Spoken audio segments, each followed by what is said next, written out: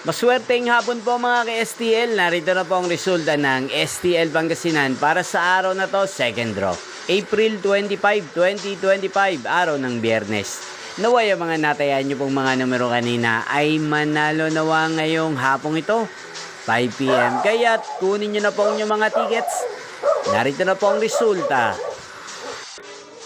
Ang mga numerong nanalo sa STL Pangasinan ngayong hapong ito, April 25, 2025, 5 PM. Second draw result, 9 at 9 or Pompiang 9. Sa lahat po ng tumaya kanina sa STL Pangasinan para sa second draw ng 9 at 9 or Pompiang 9, congrats po sa inyo, panalo po kayo.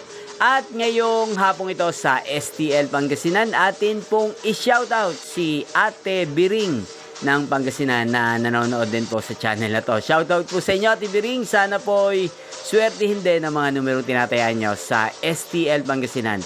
At shoutout din po natin si Kuya Rodsel ng Pangasinan. Shoutout po sa inyo. Sana po'y manalo din ang mga numero tinatayaan nyo sa STL Pangasinan.